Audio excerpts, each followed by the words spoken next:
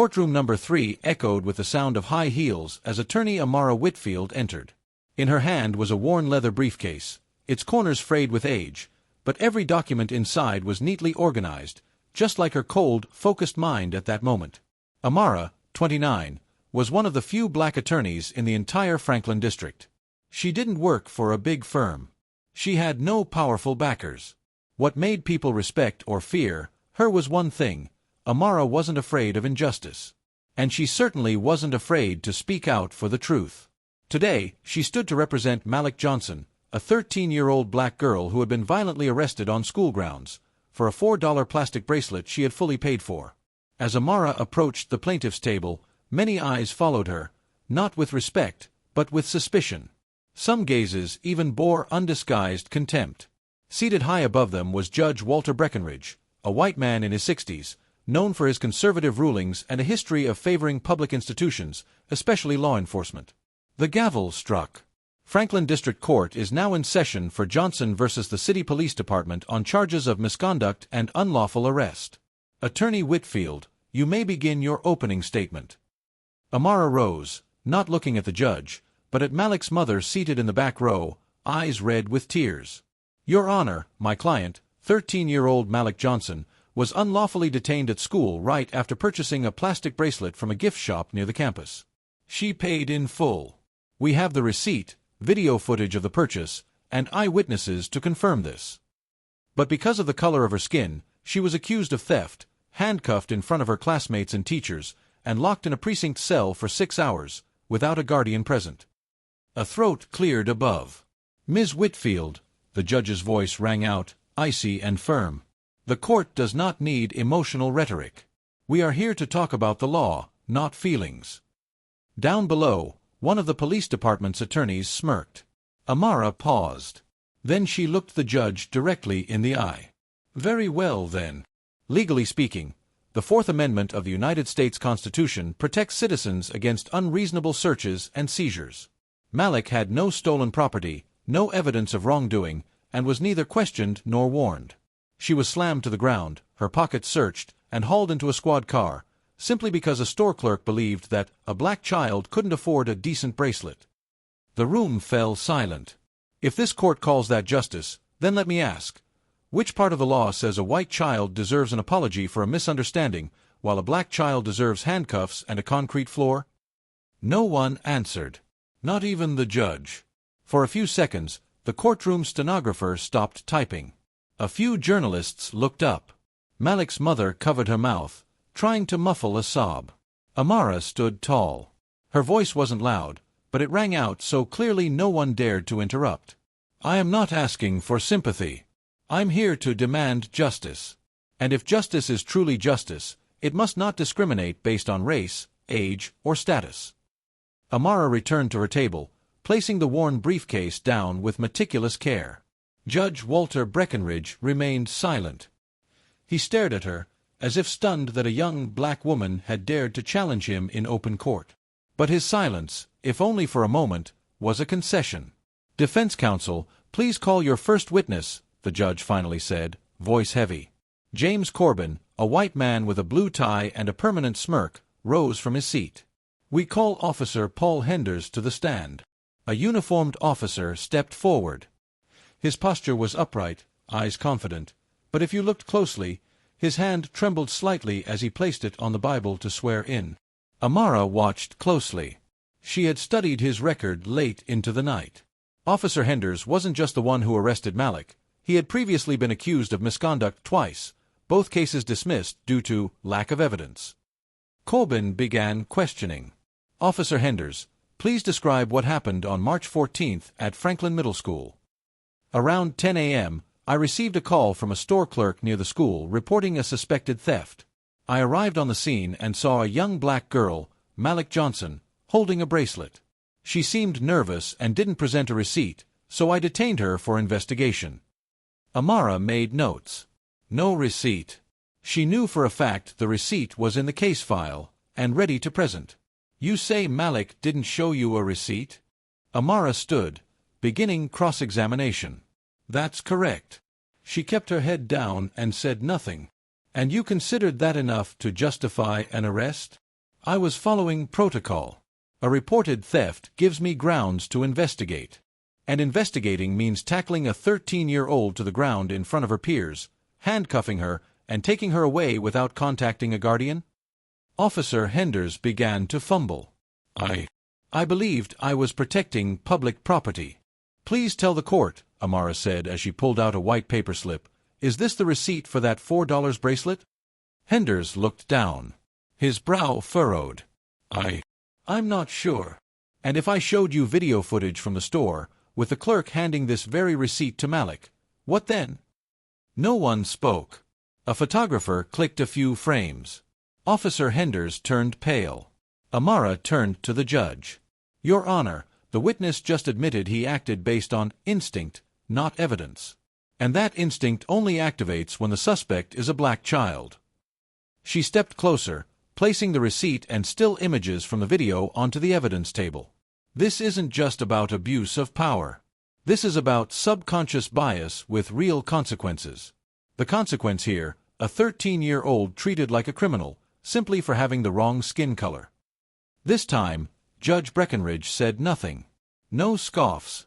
No sarcasm. Some courtroom spectators began to look at Amara differently, not with doubt, but with respect. That afternoon, sunlight filtered through the courthouse window, casting a golden glow across Amara's face. But no light was strong enough to dispel the shadow of truth being twisted before them. After Officer Henders left the stand, Attorney James Corbin quickly called the next witness, Lieutenant Danielle Moore, Henders' direct superior and the officer who approved Malik's arrest report. Lieutenant Moore walked to the stand with confidence. Hair neatly tied, uniform crisp, and voice steady. She was the poster child of what the media called a model officer, disciplined, composed, respected. But Amara didn't care for reputation. She only cared about truth. Lieutenant Moore, Corbin began, can you explain why you approved the arrest of Malik Johnson? I received a report from Officer Henders indicating a suspected theft. When a minor is involved, we have a duty to investigate. I believed that temporary detainment was necessary to protect the community and prevent further threats. Amara tilted her head slightly. The tone was too perfect, too rehearsed. Her turn came. She stood calmly. Lieutenant Moore, you said you believed the detainment was necessary. Did you review the store's surveillance footage before approving the arrest? Moore hesitated. No, not at that time. I trusted my officer's judgment. So you signed off on an arrest based solely on your subordinate's feelings, without verifying a single piece of visual evidence? That's protocol. Protocol. Or habit. Amara interrupted. Because I have here an internal report from your department showing that out of 16 student detentions over the past 2 years, 14 were black. And in 11 of those cases, no concrete evidence was present before force was used. Whispers rippled through the courtroom. Several journalists started scribbling frantically. Moore leaned back slightly, her composure starting to crack. Amara stepped closer, her voice still steady but sharp as a blade. Lieutenant Moore, do you have children? The question stunned her. It wasn't in the script. I do. If your daughter were dragged in front of classmates, labeled a thief, and locked in a precinct cell for 6 hours, just because someone assumed a black child couldn't afford a $4 bracelet, would you still call that protocol? The courtroom froze. Moore lowered her head. Her lips pressed into a thin line. But no answer came. Judge Breckenridge frowned, as if preparing to interject, but chose not to. The silence no longer belonged to him. Amara returned to her seat without another word.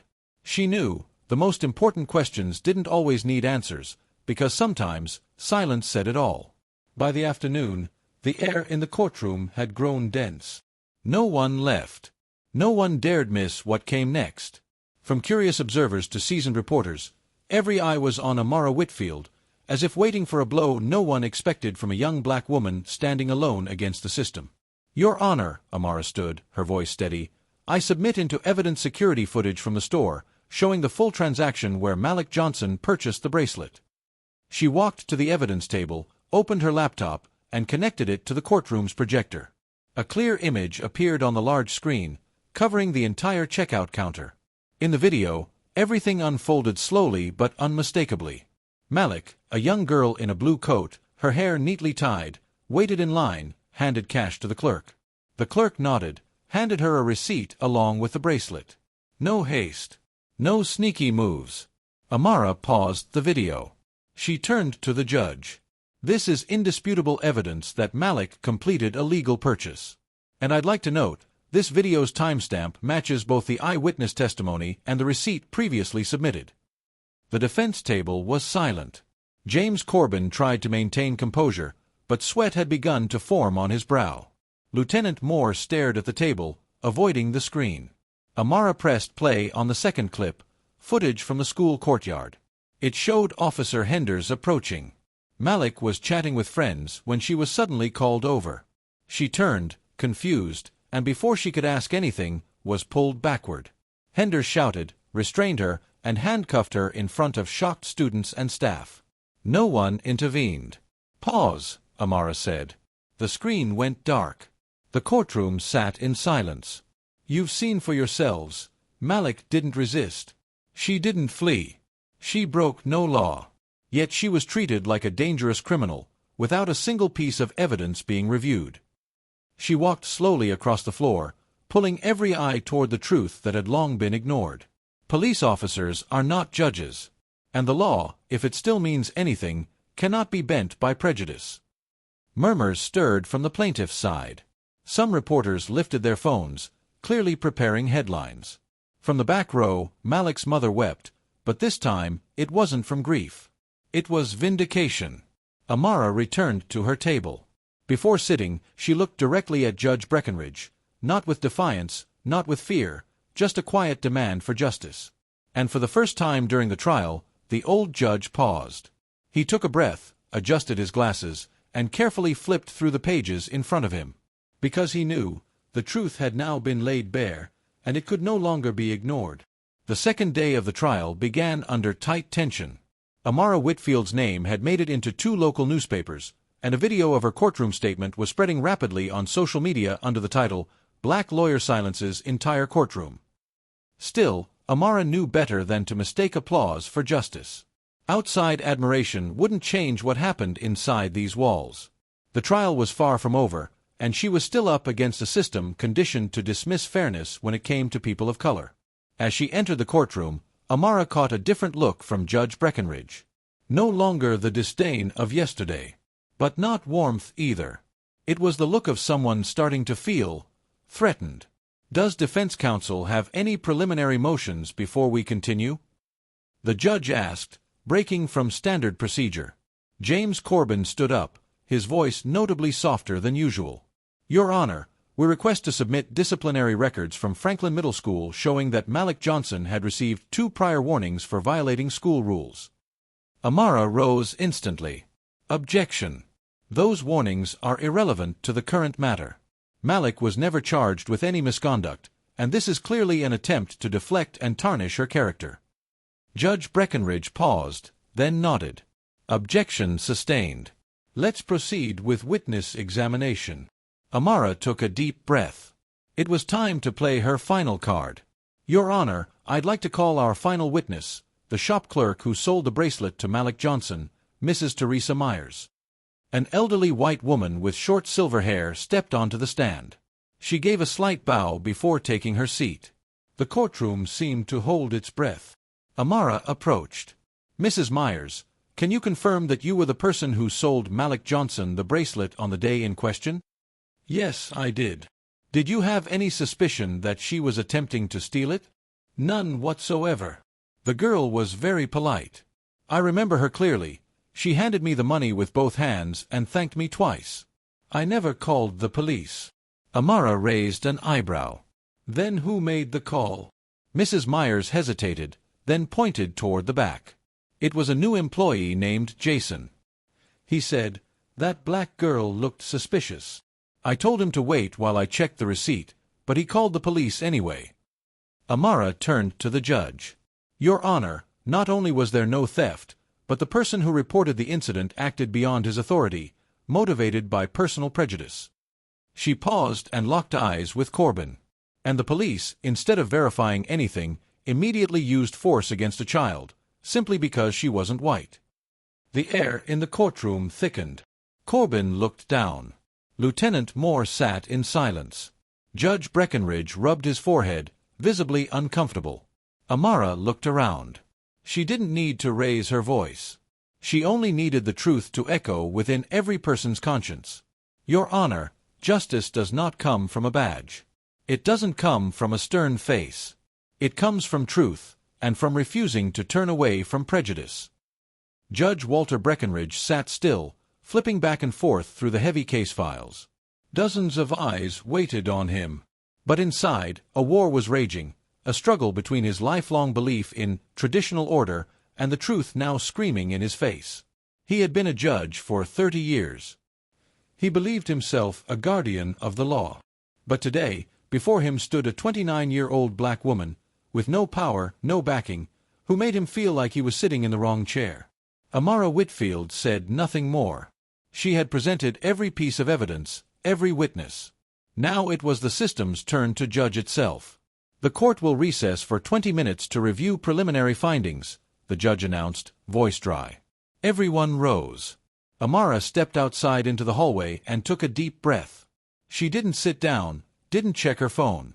She simply closed her eyes, and remembered Malik's expression in the video, frightened, confused, and unable to understand why she was treated that way. 20 minutes dragged on, stretched thin by the weight of justice. When court resumed, silence returned. Judge Breckenridge sat upright, though his hand trembled slightly as he gripped the gavel. After reviewing the evidence, witness testimonies, and relevant facts, the court finds preliminary grounds to determine that Malik Johnson was unlawfully detained, with no reasonable cause, and that the use of force was excessive. A wave of gasps. A few people covered their mouths. Malik's family smiled through tears. The trial will proceed to assess damages and assign individual accountability. However, the court cannot, and will not, turn a blind eye to the truth. He struck the gavel. Amara didn't smile. She didn't clap. She just stood, nodding slightly. This victory did not fill her with pride, it filled her with sorrow. Because to receive a simple acknowledgement of truth, a black child had to survive a battle that never should have happened. After the hearing, as people crowded around to shake her hand and offer congratulations, Amara quietly walked toward the doors. Outside, the evening sun blazed across the sky, but within her, she knew many more trials awaited. Many more children had yet to be heard. And she knew this was only the beginning. 2 days after the preliminary ruling, Amara stood in front of a modest apartment in the Franklin Public Housing Complex. On the doorstep were neatly arranged pots of succulents and cacti, an attempt to preserve order in a life thrown into chaos. She knocked gently. A moment later, the door opened, and Mrs. Johnson, Malik's mother, appeared. Her face still bore the tension of recent days, but her eyes had softened. "Hello, Ms. Whitfield. Please, come in," she said quietly. Amara stepped inside and saw Malik curled up in the corner of the sofa, clutching an old stuffed bear. The girl didn't look up. "Hi, Malik," Amara said gently, sitting at a respectful distance. "How are you feeling?" Malik gave a slight nod, nothing more. No words. No visible emotion. Mrs. Johnson sat beside her daughter, gripping her hands tightly. "She hasn't left the house since it happened. Won't talk to anyone. She's refusing to go back to school." Amara nodded. She knew this well. Legal victories didn't heal invisible wounds. Often, it wasn't the handcuffs that hurt the most. It was the looks. The silence. The way the world turned away when a child was treated like a criminal and no one stood up. "Ma'am, I know this isn't easy," Amara said slowly. "But if you're open to it, I'd like to arrange for Malik to see a trauma specialist, someone experienced in working with children affected by racial discrimination. Do you think it will help?" Mrs. Johnson asked, uncertainty heavy in her eyes. Amara didn't answer right away. She turned toward Malik. "Malik, do you remember in court when your mom sat behind you? You weren't alone. Someone was with you. Justice was with you. And, if you're willing, I'd like you to write your own story. Not with laws. With your own voice." For the first time, Malik looked up. Her eyes were still sad, but there was a faint flicker inside. Like a tiny flame, not yet out. "Write my story," she asked, voice trembling. Yes, Amara smiled. Write anything you want. Your thoughts. Your feelings. Even your dreams. You have the right to own your story. A short pause. Then Malik gave the faintest nod, but it was her first nod in days. Amara stood, turning to Mrs. Johnson. I'll cover the cost of the therapist. I'm not doing this as a lawyer.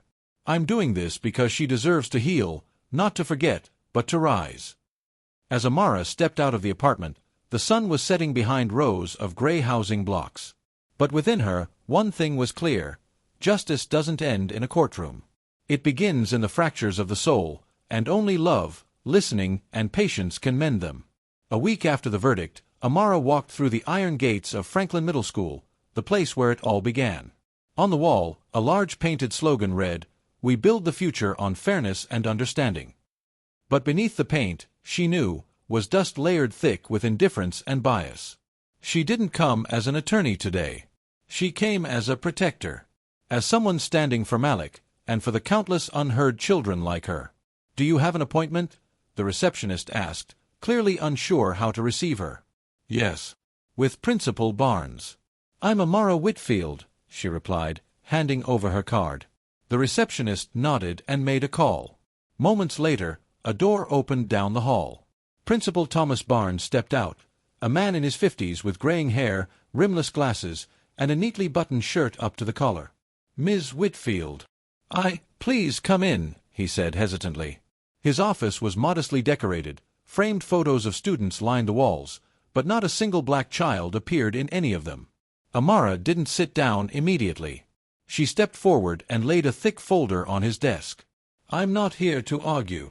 I'm here to demand transparency. Regarding Malik's incident, we've cooperated fully with the investigation," Barnes replied, reaching toward a drawer. Amara raised her hand to stop him. "I'm not talking about a single incident. I'm talking about the system. I reviewed your school's internal reports.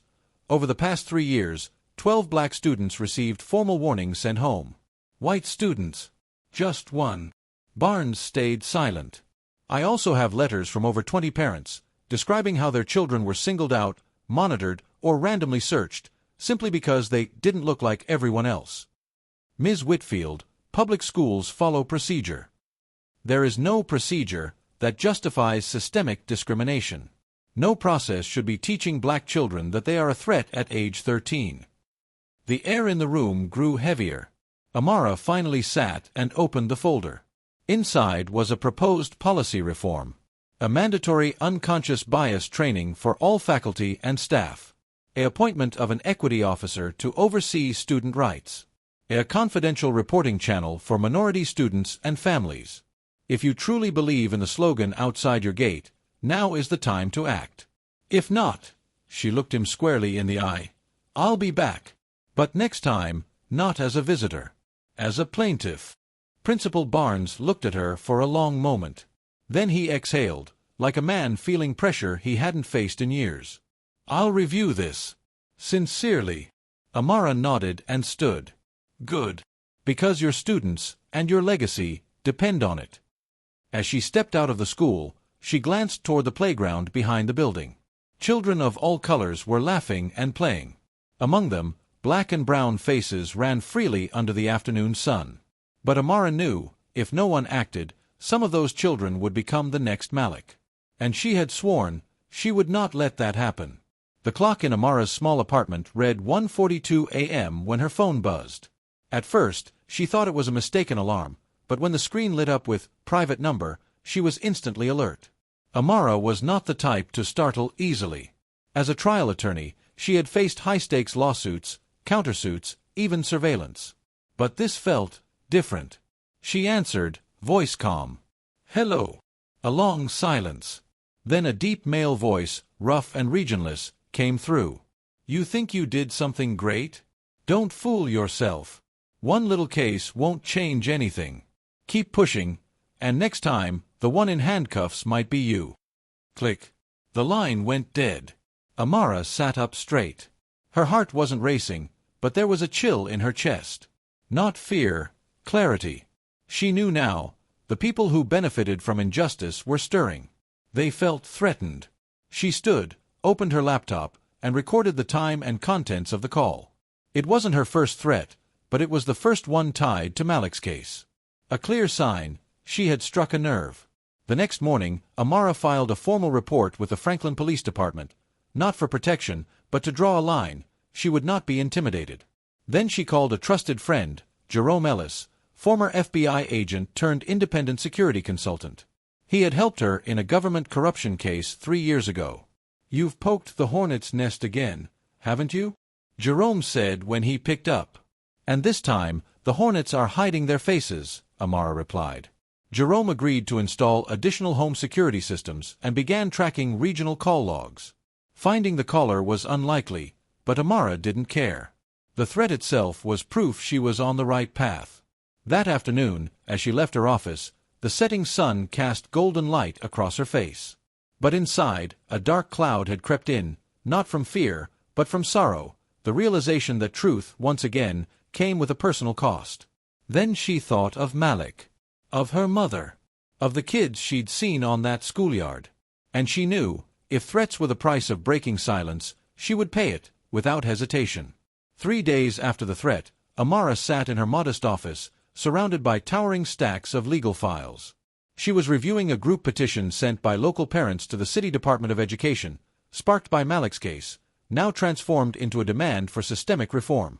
Her phone rang. She almost ignored it.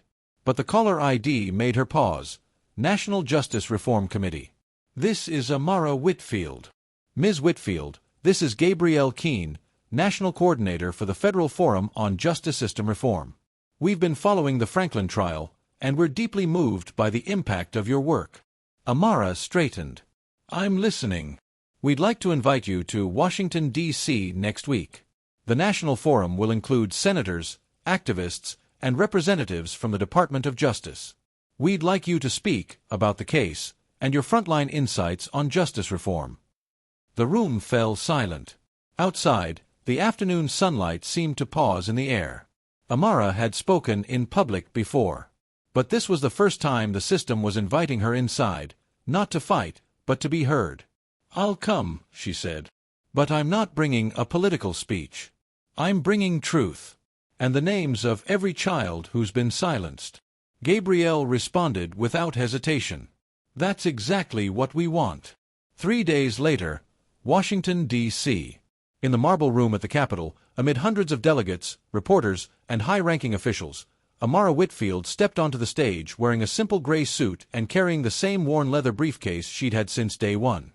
No speech in hand. No teleprompter. "I didn't come here to tell a beautiful story. I came to tell an ugly truth," she began. "The truth is that in this country, a black child learns to fear handcuffs before they learn to spell freedom. The truth is that our justice system doesn't just have cracks, it has holes intentionally carved to swallow children who don't look the part." In the audience, brows furrowed. Some scribbled notes. Malik, sitting in the third row beside her mother, held tight to her little stuffed bear. "I don't ask for your sympathy. I ask for your action. Because if the law is a mirror of our society, then today, that mirror is broken." Applause started slow. Then louder. Then the audience rose to their feet. Not everyone agreed, but no one could look away. After the speech, Amara exited the hall as twilight fell over the Capitol. A reporter caught up with her, asking if she realized she was becoming a national symbol. Amara smiled faintly. "I don't want to be a symbol. I just want justice to arrive without someone having to scream first." On the marble steps, she spotted Malik waiting with her mother. "You did great," Malik whispered. Amara knelt down to meet her eye level. "No. We did great. And this is just the first chapter." Less than 48 hours after her Capitol Hill speech, headlines began appearing across conservative media outlets. "Amara Whitfield, is this young lawyer fueling racial division?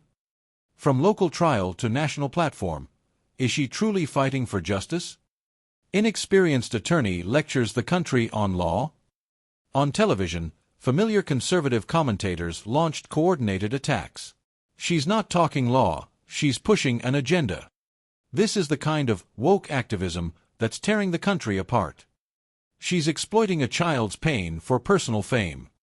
Amara received a wave of anonymous emails. Some mocking. Others were outright warnings. One evening, as she was reviewing documents for another civil rights case, her assistant Jordan burst into the room, pale-faced. "Amara, you need to see this." On his laptop screen was a viral blog post. Amara Whitfield was reprimanded by the State Bar in 2022 for overzealous courtroom conduct. False information. Amara clenched her fist. The game had changed. Her opponents couldn't beat her in court, so now they were trying to destroy her reputation and maybe even revoke her license. 3 days later, she received a formal summons from the Franklin State Bar Oversight Board. The reason? A review of her professional ethics following her public remarks. Many advised her to lie low, to stay quiet. But Amara shook her head. "If I stay silent to keep my license, then I don't deserve to call myself a lawyer." She called Jerome, the former FBI agent. "Jerome, they're weaponizing the law now." "Then we use the truth as our armor," Jerome said. On the day of the disciplinary hearing, Amara represented herself. She didn't plead. She told stories of the black children she had defended, the threats she had received, and the broken people abandoned by a system that was never built for them. "If I'm wrong for refusing to be silent, then take my license. But if you take it because I spoke the truth, then maybe it's not me this system needs to evaluate." Silence. Days later, she received the official ruling: no ethical violations. No suspension. No disciplinary action. Later that week, one of the board members, an elderly white woman named Margaret Dean, slipped her a small note. "My daughter was wrongly arrested 10 years ago. No one stood up for her. Thank you for not staying silent." Amara folded the note and tucked it into her briefcase. She knew the war wasn't over. But every time someone dared to speak out, no matter the backlash, she stood firmer. Because the price of truth-telling was still far lower than the cost of silence. That morning, Amara arrived at her office earlier than usual. She wasn't sure why she'd woken before her alarm, just a quiet sense of something waiting. She stopped in her tracks. Her office exterior was completely covered in colorful paper notes, handmade cards, and messages scrawled in marker. "Thank you, Amara. You speak for us. Justice is no longer a dream." A large banner made of craft paper stretched across the front door. "Franklin stands with you." Amara stepped forward, running her fingers over the taped messages. Some were from children. Some from parents. Some were stories. Some were drawings, little scales of justice with hearts in the middle. One note simply read, "Because of you, I'm not afraid anymore." A moment later, Jordan came rushing up, breathless. "Did you see? They started showing up at 6 this morning. No one organized it. A mother told me, we owe her this." Amara couldn't find words. That afternoon, in Franklin Central Park, nearly 200 people gathered, not to protest, but to attend a justice reading circle organized by local middle schoolers. The children brought books about equality, rights, and fairness. They read aloud to the crowd with voices still small, but hearts so full. Malik, dressed in white, holding a little notebook, climbed onto a makeshift wooden stage. She hadn't spoken much since the trial, but this time she opened the book, looked at Amara in the front row, and read. "Once I was silenced. Not with hands, but with judgment. But today I know. I have the right to speak. And I won't be quiet anymore." The park erupted in applause. Amara turned her face, wiping away tears. Not from sentiment, but from a deeper realization, she hadn't just won a case. She'd sparked a wave. A fire. The next day, headlines followed. Franklin, small city, big change. Justice movement led by children, sparked by Amara. One voice, hundreds of hearts, Franklin transforms.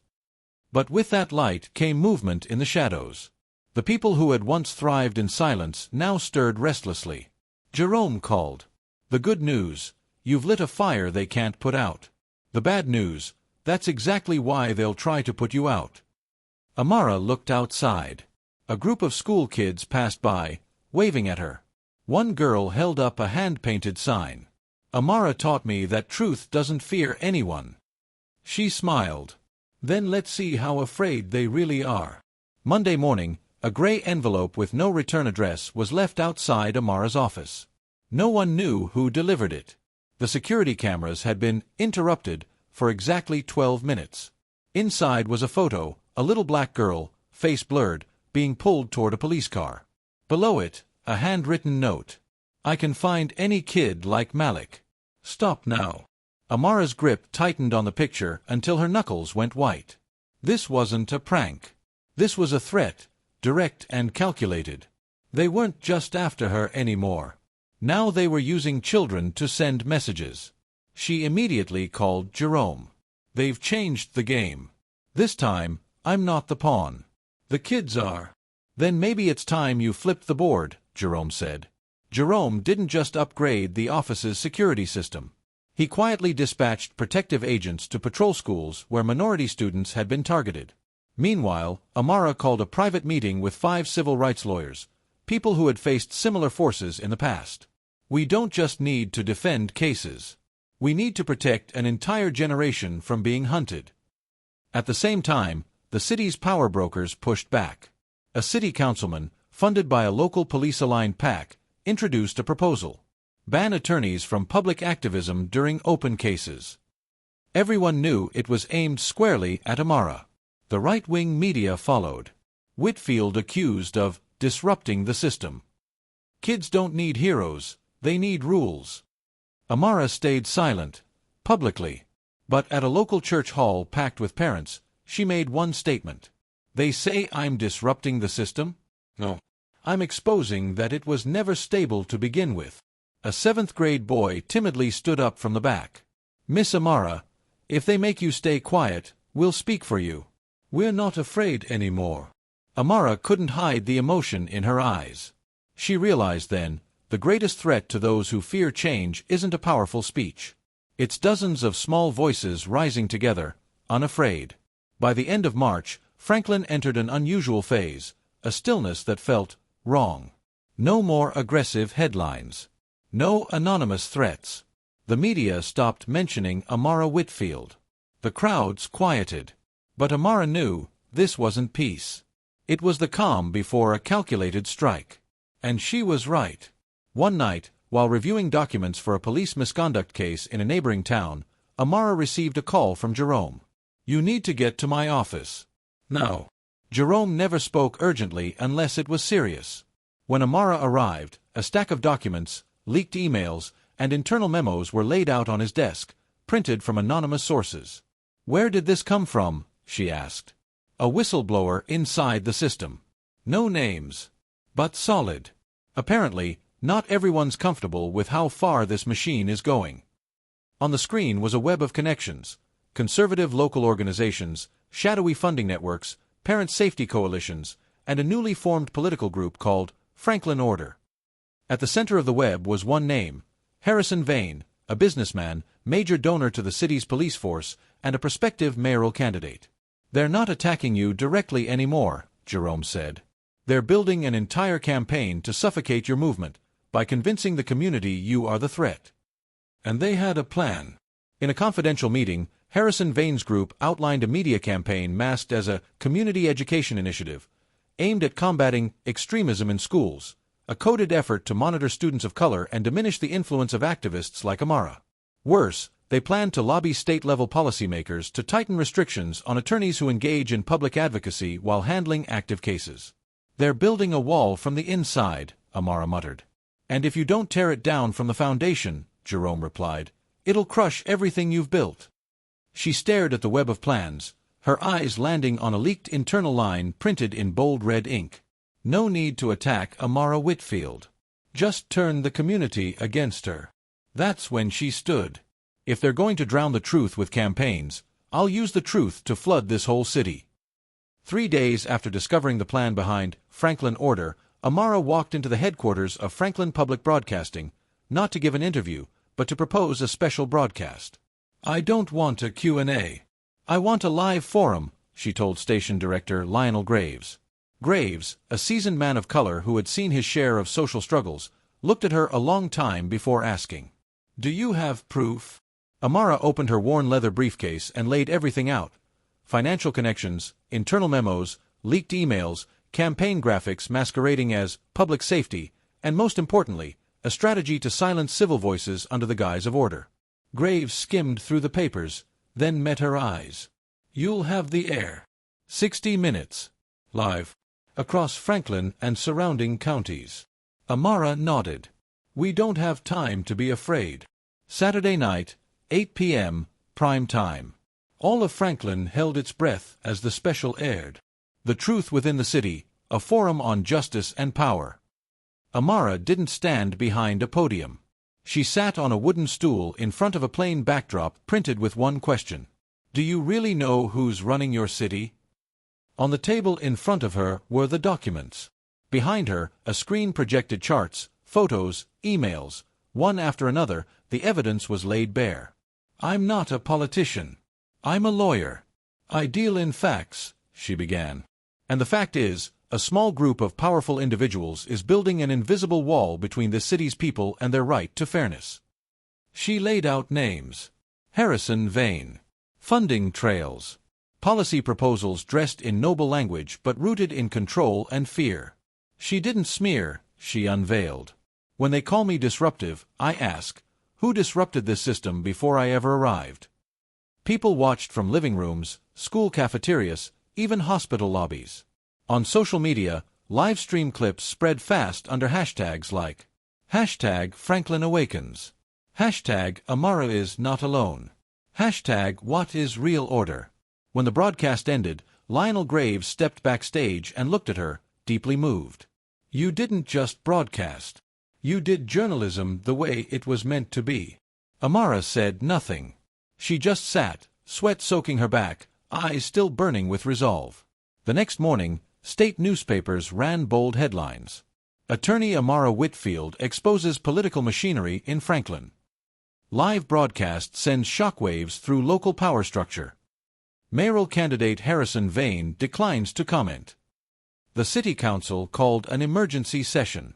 Parents who once stayed silent marched on City Hall, holding signs that read, "We won't let laws silence our kids in the name of order." That day, Amara sat alone in her office. On her desk was a small handwritten note from a child. "You turned on the light. We'll keep it shining." She held it gently, smiling to herself. The storm she once feared was coming, but now she wasn't standing in it alone. 2 days after the live broadcast, Franklin was no longer the same. That Monday morning, coffee shops across the city were packed, not with sports chatter, but with discussions about what Amara had exposed on television. On social media, thousands shared a clip of her now iconic words. "So-called order is only worth respecting when it isn't built on fear." The Franklin Herald, once a conservative-leaning paper, surprised readers with an editorial titled, "Amara Whitfield isn't disrupting, she's waking us up." Within the same week, at least 3 city council members withdrew their support from Harrison Vane, citing a lack of transparency and ethical concerns in campaign financing. Several schools announced they would review student surveillance policies, something that had never happened before.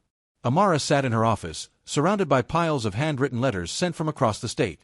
Parents, teachers, law students, and elders who had lived through segregation, all writing the same thing. "You spoke for us." But the spread of this movement brought more than just light. Jerome sent her a security assessment. Online activity among far-right groups in the region had spiked, especially in private forums where Amara's name was now attached to keywords like "needs to be neutralized." At the same time, a statewide poll was released. 63% of Franklin residents believe the justice system needs deep reform. 42% believe Amara Whitfield should take a leadership role in that process. At a press conference shortly after, a reporter asked, "Ms. Whitfield, the people are calling on you to lead reform. Have you considered running for public office?" Amara paused. She looked directly into the camera, voice unwavering. "I never imagined myself in a political campaign. But if this system needs someone who's walked through its fire to step forward, I won't turn away." Afterward, Jerome approached her, nodding solemnly. "You've shifted from lawyer to symbol. And symbols don't get to sit still." Amara smiled, but it wasn't a smile of joy, it was a quiet readiness. She knew that with each step forward, the shadow of resistance grew. And when a system begins to shake, Those who benefit from its structure will fight to keep it standing. That evening, in a modest community center filled with students, teachers, and activists, Amara stood in the middle of a circle. "Are you really going to run?" a teenager asked. Amara looked around, at the hopeful eyes, the once shy voices now daring to dream bigger. "If I do," she said, "I'm not doing it alone. And I won't become a politician. I'll turn that office into something people like you can finally reach." 1 month after the televised exposé, Amara Whitfield's name officially appeared on the ballot for Franklin's Justice Commissioner, a position historically held by retired white prosecutors, rarely contested. This time, her opponent was none other than Harrison Vane, the man behind Franklin Order, whom Amara had exposed, but who still wielded influence, money, and fear. The campaign began. While Vane courted business owners and relied on polished slogans about safety and progress, Amara took a different route. She went to churches, schools, community centers, anywhere the overlooked lived. "I'm not here to promise I'll save you," she told a group of parents on the west side. "I'm here to open a door that others have locked for far too long." On debate night, the stage was grand, lights blinding, but nothing outshone the two candidates at the podiums. Harrison Vane, in a tailored suit, flashed his rehearsed smile and launched into a carefully crafted speech. "We cannot let this city fall into the hands of someone who doesn't understand the law. Franklin needs order. Franklin needs experience." All eyes turned to Amara. She stood, without notes, without a teleprompter. "Mr. Vane says I don't understand the law. You're right, I don't understand how some people have twisted the law for their gain. I don't understand why a 13-year-old black child is handcuffed for buying a bracelet. And I certainly don't understand how you call that order." The room fell silent. Then came applause. "I don't have millions in campaign donations. But I have millions of stories, from people left behind." Vane flushed red, trying to interject. "You're making this emotional." "No, Mr. Vane. I'm making it human. Politics is not a game for the wealthy to buy voices. It should be the voice of those who've already lost too much." 2 weeks before Election Day, Vane made his final move, a doctored video from years ago, edited to make it look like Amara was attacking the police. But this time, the public didn't buy it. Malik, now a high school student, posted her own video online, recounting the day Amara defended her and why she still called her the first person who made me believe justice was real. The video went viral. And once again, Franklin stood up. Election Day. Lines wrapped around buildings. Elderly voters leaning on canes. Parents bringing children. College students in T-shirts with Amara's name. People who had never voted before showed up. That night, when polling stations began announcing results, Amara's campaign office was filled with tense silence. Then the numbers appeared on the big screen. Amara Whitfield, 53.2%. Harrison Vane, 45.9%. No one screamed. No one jumped. For a long moment, there was just silence, then an eruption of joy. Amara stepped out onto the balcony. Below, thousands were waiting. She raised her hand. "This isn't my victory. This is a win for every voice that was ever silenced. From today, the doors of justice are no longer locked." She stood, walked into the policy room, and called an emergency meeting with division heads. "We will not pursue criminal charges against Isaiah. He didn't break the law. He exercised his federally protected right to record public officials." "But, Commissioner, this sets a—" "I know," Amara cut in. "And today is the day that precedent changes." When the decision was announced, there was both praise and outrage. Some politicians called her move reckless. But later that afternoon, Isaiah's mother appeared at Amara's office. No appointment, no media. She didn't say much. She just hugged her tightly and whispered, "Thank you, not just for freeing my son, but for making justice feel like it listens." Only 3 weeks into her term, Amara realized the real fight wasn't on the outside, it was inside the very walls of justice. She was used to suspicious glances and whispered resistance. But now, it had become calculated, deliberate. In a closed-door meeting with department heads, Amara proposed creating an independent task force on police misconduct. But Gerald Rowe, chief of criminal prosecution, cut her off coldly. Commissioner Whitfield, we can't launch full investigations every time a student records a video. The police are losing faith in the system. Amara didn't flinch. That's because, for the first time, the system is holding them accountable. The meeting ended in tension. The next day, internal memos from Amara's office went unprocessed or were mysteriously delayed. That evening, Jerome called. I've got intel from inside. There's a coordinated effort to undermine you. They won't attack you directly. They'll let you fail quietly, by stalling your reforms, creating bottlenecks, and whispering to the press that you're ineffective. Amara sat in her office, staring at the reform strategy board on her wall, now surrounded by red marks, delayed, blocked, under review. She understood. They didn't need to defame her publicly anymore. All they had to do was make the very people who once believed in her start to doubt. The next morning, a local newspaper ran with the headline, Amara Whitfield, Reform or Chaos. Franklin Justice Office stalls.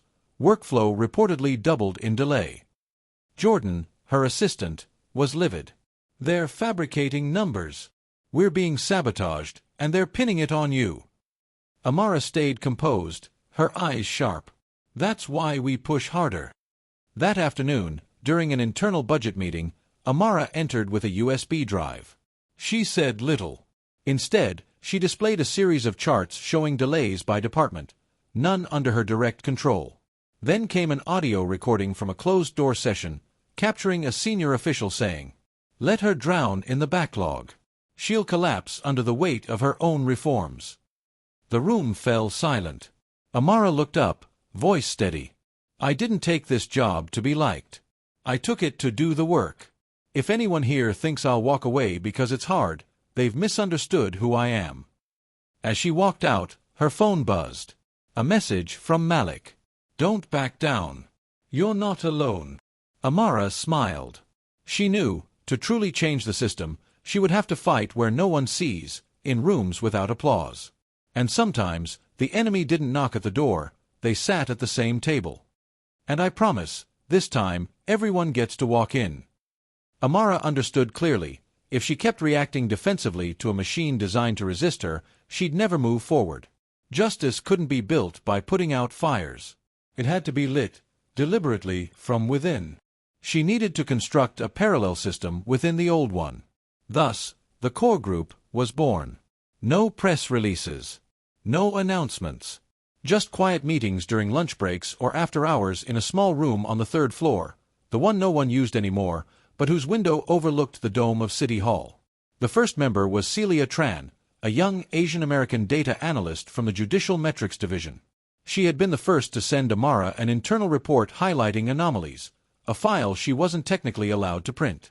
Then came Marquis Lane, a public defender once blacklisted for protesting the prosecution of a black student in a schoolyard fight. He had been reassigned for no reason, but he never left. One by one, they came. Junior clerks, assistant attorneys, courthouse staff, each found a discreet way to reach her, a handwritten note, a misfiled report left on her desk, or a knowing nod in the elevator. They all carried the same exhaustion, of working in a system that had no room for conscience. Amara didn't give them orders. She gave them purpose. "I don't need you to destroy anything," she said at one of their nighttime meetings. "I need you to rebuild. Quietly. Relentlessly. Accurately. Every file handled with integrity. Every injustice surfaced.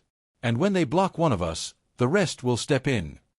She called it micro-revolution, small ripples of reform until the whole lake began to shift. Results came faster than expected. Within 3 weeks, multiple falsified internal reports were rejected due to lack of data support. Every memo opposing reform was met with well-researched counterpoints, all backed by statute. Senior officials couldn't understand why their errors were suddenly being caught so quickly. The press hadn't noticed yet. But the system had begun to feel something moving, quiet, persistent, and dangerous. One night, as Amara was sorting files, Jerome entered with a folder in hand. "There's a new rumor circulating at City Hall. They're planning a restructuring of the Justice Commissioner's office." Amara looked up. "What does that mean?" "It means they can't take you down directly, so they want to eliminate your position altogether." Merge it with the mayor's office. She sat back in her chair. For a long moment, she said nothing. Then, calmly, "Good. Then we won't wait for their next strike.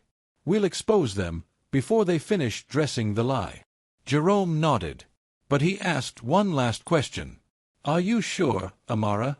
If you go this far, there's no turning back."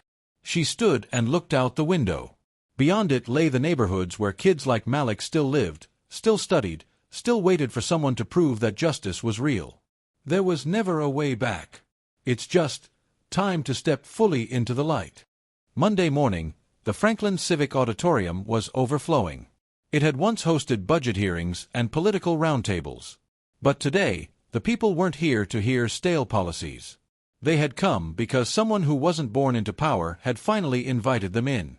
Amara Whitfield, Justice Commissioner of Franklin, stepped up to the podium holding a thick binder wrapped in a blue cover.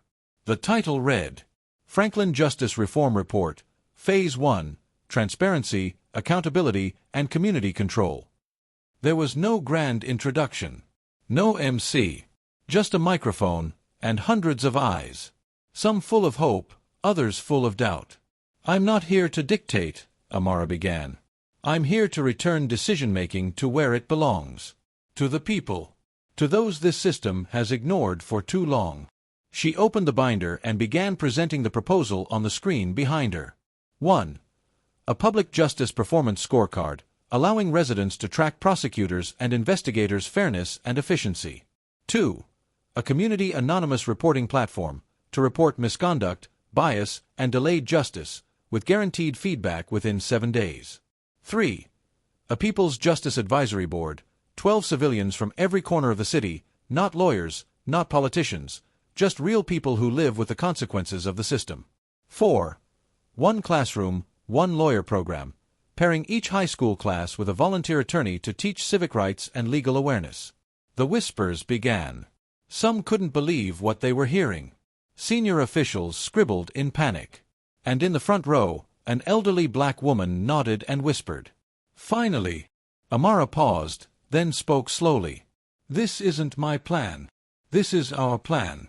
And I'm inviting everyone, students, single mothers, returning citizens, to join this rebuild." She looked around the room. A system is only worth trusting when it belongs to those it governs. In the following 72 hours, the Justice Office received over 800 volunteer applications for the advisory board. Former protest groups started holding neighborhood forums to provide input for Phase 2 of the reforms. The press called it the first time Franklin's residents were invited not just to listen, but to lead. Meanwhile, across town, a very different meeting was taking place. "If we don't shut this down, she's going to turn this place into Minneapolis," one councilman snapped. "Criticism won't work anymore," said another. "She's not just popular, she's getting results." Everyone turned toward Harrison Vane, seated silently at the end of the table. The smugness long gone from his face, replaced by something colder, the look of a man who could not stand to lose. He pulled out his phone and made a call. Activate Plan B. 2 weeks after the release of Phase 1 of the Justice Reform Plan, Franklin was still buzzing with energy. Citizens continued flooding Amara's office with handwritten letters, emails, and ideas. National media outlets began covering the story. A city rewriting justice from the ground up. For the first time, Amara felt the system wasn't just resisting, it was listening. But what she didn't know was that Plan B had already been activated. It began with silence. Emails sent to the Justice Office from community members started disappearing. Several citizens who had volunteered for the People's Advisory Board reported being invited by police for questioning about their security affiliations. No one made direct threats, but the air suddenly grew tense, cold, and uncertain. On social media, anonymous accounts began surfacing, posting messages like, "Amara Whitfield is just using the people for her own political ambition. Behind the reform facade is a thirst for power. Who's really pulling her strings?" No sources. No evidence. But the posts were sponsored, boosted, and spread like wildfire, especially within the very communities that had once rallied behind her. Amara realized something was wrong when a group of parents she had once stood with, those who had hugged her after Malik's case, suddenly withdrew from the advisory board meetings. She called one of them. "Ms. Elena, what happened? I thought you were eager to participate." A long sigh on the other end. "Sweetheart, they told me if I kept showing up, my name would go on a watch list. Said I was supporting extremist agendas. I have grandkids to think about." Amara said nothing. Her hand tightened around the phone. This wasn't opposition. It was a coordinated smear campaign, designed to strike where she had always drawn her strength, the people. Jerome dug deeper. And the truth was chilling. A so-called neutral media analytics firm, EchoSite Strategies, was behind over 70% of the anti-Amara content. Officially, they were just tracking public opinion trends. But leaked documents showed that they were funded by a political investment fund linked to Harrison Vane. "They don't need to beat you in a debate," Jerome told her. "They just need to make the people doubt you." Amara looked at the names of those who had once stood for justice, now retreating. Not because they had changed their minds, but because they had been frightened, manipulated, and isolated. And she knew, if she didn't act fast, everything would quietly collapse under the weight of misinformation. She called an emergency meeting with the core group. "We can't fight this smear campaign by defending ourselves. Every rebuttal will be twisted. But we have something they don't, the truth and real people." "What do you mean?" Celia asked. "I want real conversations, in real neighborhoods, with no media, no microphones, no stages. Just questions, and honest answers. We won't combat disinformation, we'll make it irrelevant by showing up." And so, Porch Dialogues was born. Backyards, small churches, community rec centers. Amara and her team began going door to door, block by block. No speeches, no scripts, just sitting down, listening, and answering. One single father asked, "I heard you're building your own political empire. What do you really want?" Amara looked him in the eyes. "I want your son to grow up learning his rights, not how to stay silent to survive. That's all." That answer wasn't captured on camera. It didn't go viral. But it spread another way, through stories, eye contact, and trust slowly being restored. Somewhere in the dark, a strategist whispered, "She's fighting back with something we can't track, trust." Franklin felt like two cities at once. On one side, the world of fake news, icy headlines, and whisper campaigns poisoning digital spaces. On the other, quiet resilience, backyard forums, porch conversations, and truth passed hand to hand. It was in those quiet places that something began to shift. A week after the 12th dialogue, a group of high school students from Northside, a district once infamous for its dropout rate, hosted a student-led forum titled, "What Justice Means to Us." No adults led it. No politicians attended. Just teenagers who had been mispronounced in roll call, watched too closely by security, and called a problem instead of a promise. A nervous girl stood and said, "I used to think we weren't allowed to speak up. But the day Amara came to our school and taught us about our rights, I filed my first complaint." The room erupted in applause. Someone filmed it. The clip went viral with hashtags like #FranklinAwakens, #IamAWitness, #NoOneSpeaksForMe anymore. 1 week after the state hearing, a photo of Amara walking out of the Capitol, still holding her old leather briefcase, face calm amidst a sea of cameras, appeared on the cover of Stateline Weekly under the headline, "She wasn't let into the system, so she built a new one." But back in the small office of the Franklin Justice Station, there were no celebrations. Amara and her team were doing one thing, answering emails. Hundreds of them. From St. Clair, Madison, Hollow Ridge, even Milltown, towns from across the state reached out. "Can you share your model? We want to learn how you built the People's Advisory Board. Can we start with just one lawyer and one classroom?" Amara called an emergency core group meeting. "We're no longer just a test case. We're standing on the edge of something much bigger." Marquis nodded. "If Franklin is the first flame, other cities are bringing the wood." Celia smiled, but her voice was serious. "The system won't let this spread easily. They'll try to stop it at step 1. Amara replied, "Then we won't move step by step. We'll give the people the whole blueprint." And so, the Community Justice Reform Toolkit was born. Not a government program. No official stamp. Just a downloadable digital guide, including a how to organize a civic forum, a how to build a network of community-based attorneys, a templates for non-police intake procedures, instructions for hosting community mediation sessions, a tips for working with local governments without getting swallowed. At the end was a handwritten message from Amara. If you're reading this, you don't need permission to start listening and acting. You already have the right. You just need to begin. Within 2 weeks, 17 towns announced their own pilot versions. 3 universities launched a course titled Justice from the Ground Up, with Amara as the opening speaker. A newspaper described it as the Franklin effect, when a community stops waiting for reform and becomes it. But just as Celia warned, not every place welcomed the movement. In Holloridge, a white attorney named Daniel Kerr, who started a community mediation pod, was publicly reprimanded by the mayor for stirring unrest and undermining judicial integrity.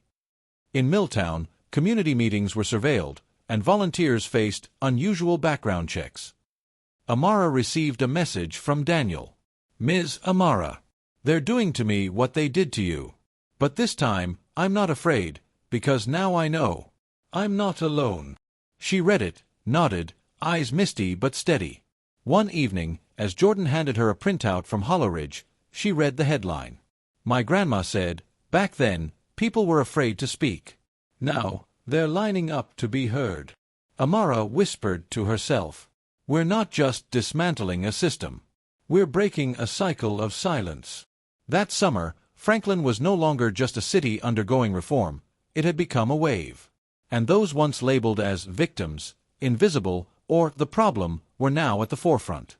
No longer waiting for lawyers, they became community advisors. No longer waiting for rulings, they organized mediations. No longer waiting to be represented, they spoke for themselves. In Northside, once a hotspot for suspensions of black students, a group of 11th graders formed a collective called We Are Part of the Law Too. They didn't march. They hosted civic sessions every Thursday afternoon on an old basketball court. Sometimes only 10 people came. Sometimes over 100.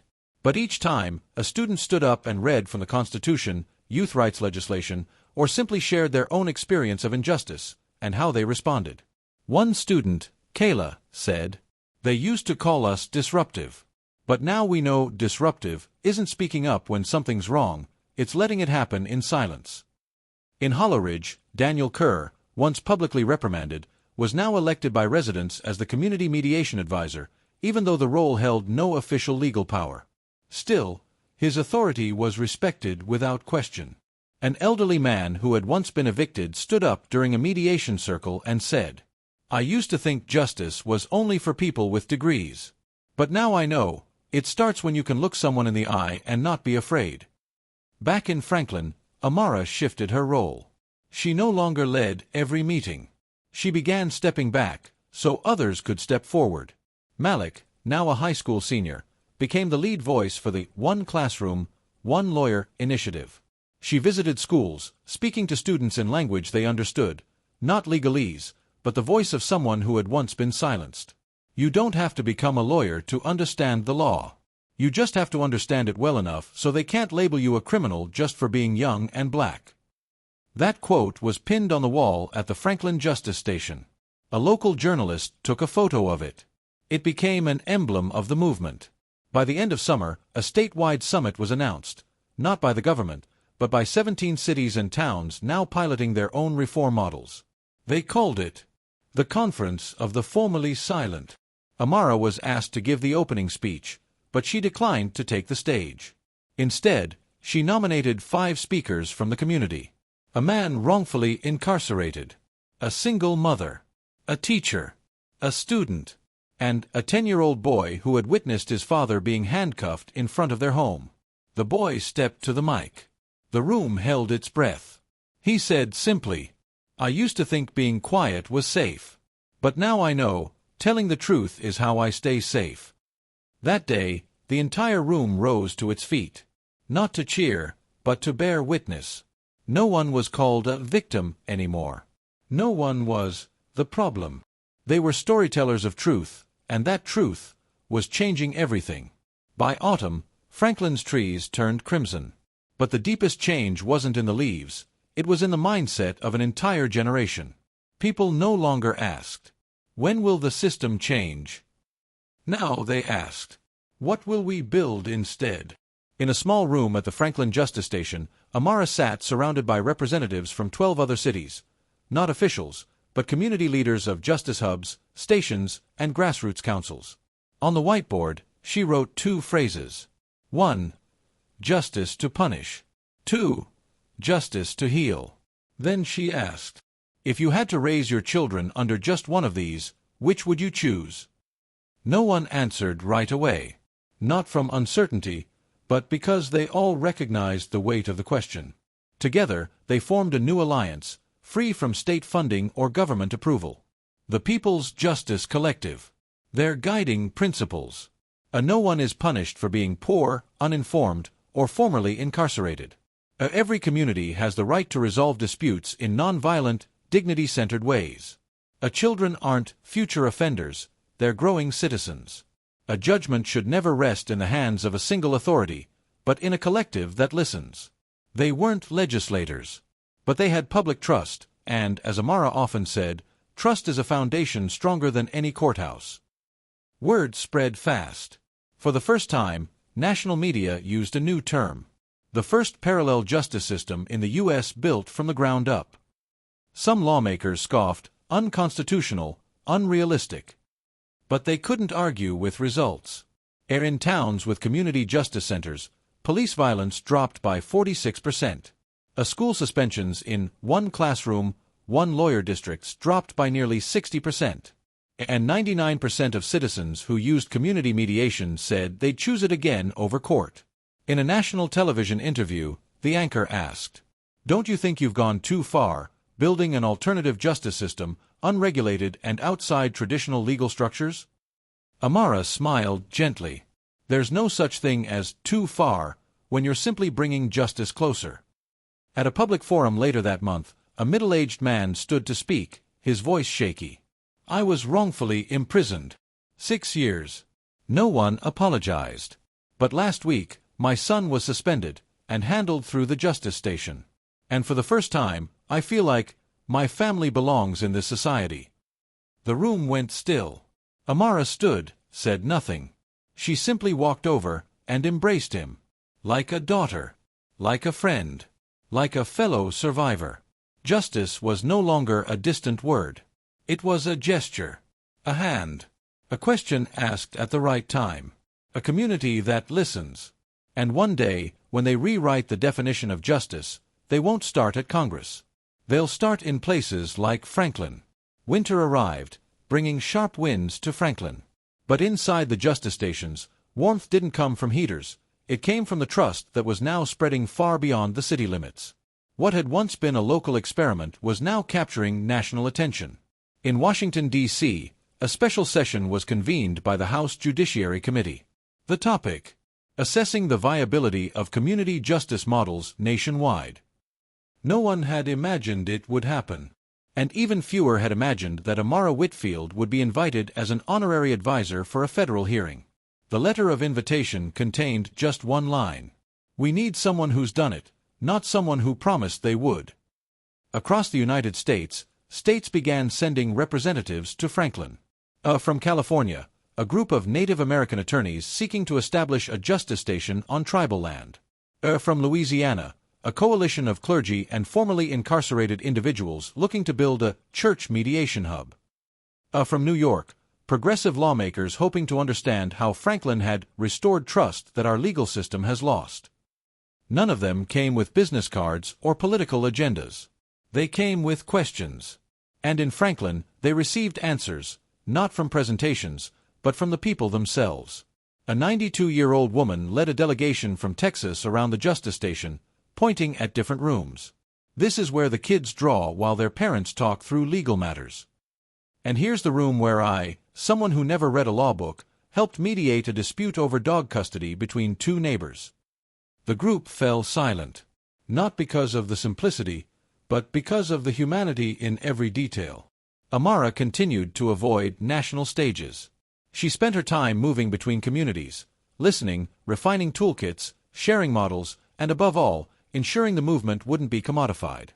A reporter asked her, "If this movement spreads nationwide, what do you want most?" Amara thought for a moment, then replied, "I don't need my name in textbooks. I just want a child, anywhere, who's been wrongly accused to walk into a place where they're not scolded or sentenced, but asked, 'What happened to you?'" On New Year's Eve, thousands gathered at Franklin Central Square, not to count down to midnight, but to write a new kind of pledge. Not to the government, not to the law, but to each other. A long white board stood in the square. Markers passed hand to hand. Each person wrote a single sentence. From a fifth-grade girl. "I promise not to laugh when someone is misunderstood." From a single father. "I promise to stand up when my son is silenced." From an elderly woman. "I promise to tell what I was once too scared to say." And finally, Amara stepped forward and wrote in her steady hand, "I promise to listen, even when the whole world turns away." When the clock struck midnight, fireworks lit the sky, but no one shouted. They just held each other's hands, tightly, because in that moment, no slogan was needed. They knew, they were the answer they had been waiting for.